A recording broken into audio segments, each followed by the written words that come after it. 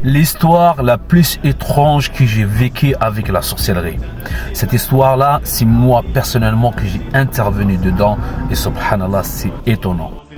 Cette histoire, c'est très étrange. Si vous êtes sensible ou vous n'avez pas l'habitude d'écouter certaines histoires comme ça, vous évitez, vous écoutez pas. Si vous avez aussi moins de 18 ans, je vous déconseille à écouter cette vidéo. Quand j'étais plus jeune, j'ai fait connaissance d'une fille par internet. Et cette fille, rapidement, elle m'a demandé, elle a dit, j'ai envie de vous connaître plus, envoyez-moi votre photo et les photos de vos frères et sœurs, votre maman et tout ça. À l'époque, je connaissais pas trop le domaine, j'avais pas cet outil et je connais même pas beaucoup le din, beaucoup la religion. Et je l'ai donc envoyé ces photos sans méfiance. Ce que je ne savais pas, que cette femme-là, c'est une sorcière. Après cela, les problèmes ils sont commencés. Il m'a dit qu'elle était possédée, qu'il souffrait.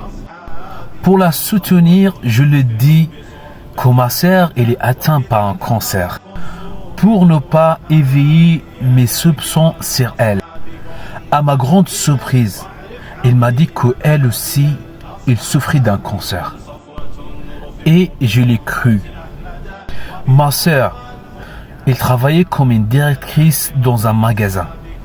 Est décédée un mois ou un mois et demi après être diagnostiquée. Qu'Allah lui fasse miséricorde. À partir de cela, des tensions sont éclatées dans ma famille. Entre mes frères et moi, des disputes multiples sans une raison valable. Peu à peu, j'ai découvert la vérité cachée de cette femme. Ensuite, ma mère est tombée malade avec une étrange maladie. Un gonflement d'artères qui a laissé les médecins perplexes. Ils m'ont dit que ce type de maladie survenait sur ceux qui fument beaucoup. Face à cette situation, j'ai contacté un raqi qui fasse la ruqya sur ma mère. Pensant qu'il s'agit d'une maladie spirituelle comme la sorcellerie et autres. Les médecins à l'hôpital ils sont déjà affirmés qu'ils ne peuvent pas faire cette opération, que la maman qu'ils devrait c'est la ramener à Paris dans un autre hôpital pour cette opération. Mais après la ruqya, le gonflement il est disparu du jour au lendemain. Les médecins ont stupéfait. L'un d'eux, il m'a même dit qu'il n'a jamais vu une telle guérison.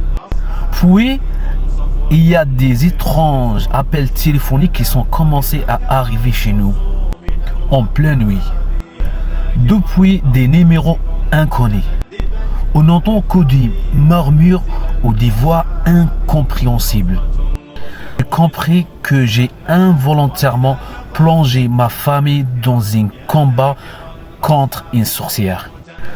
Quand je lui dis que je voulais plus avoir contact avec elle, il m'a menacé de tout nous tuer.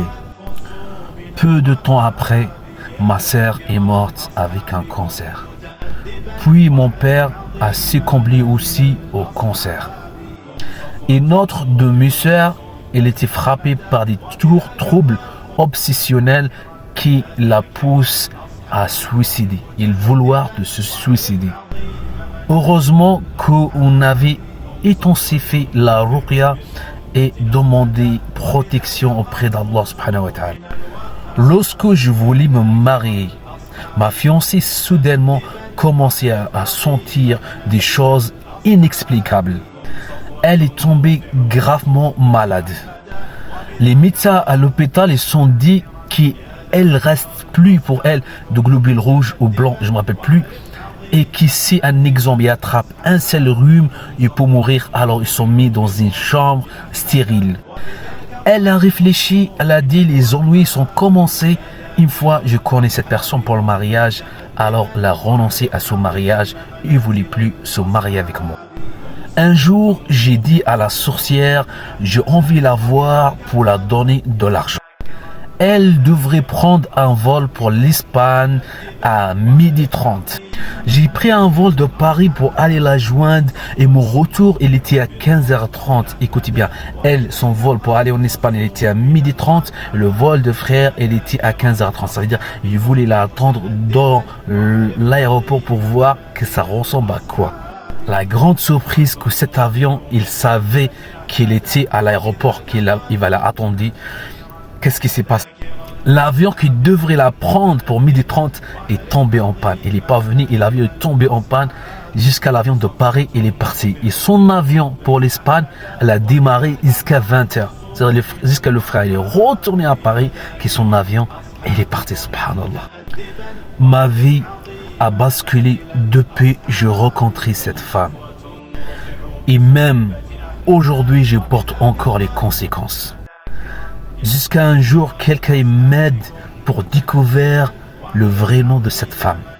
Et c'est ainsi que j'ai appris que cette femme-là, elle était même pas musulmane, mais une sorcière. Cette histoire, c'est qu'un avertissement pour vous comprendre. Il y a une chose de cette histoire-là, il y a beaucoup de détails que j'ai pas dit. Beaucoup de détails que j'ai pas dit. Pour protéger cette famille et pour protéger. Inch'Allah, protégez-vous, protégez vos enfants, protégez votre famille. Et qu'est-ce que vous donnez un conseil à ce frère-là? Dites-le dans les commentaires, Inch'Allah, et qu'est-ce qu'il devrait faire et quelle démarche qu'il peut suivre, La deuxième chose, n'oubliez pas de soutenir la chaîne, de envoyer, de abonner, de partager, de activer la cloche. Comme ça, vous êtes informés à chaque fois qu'il sort une vidéo. Je vous dis à la prochaine vidéo. Salam alaikum wa rahmatullahi wa barakatuh.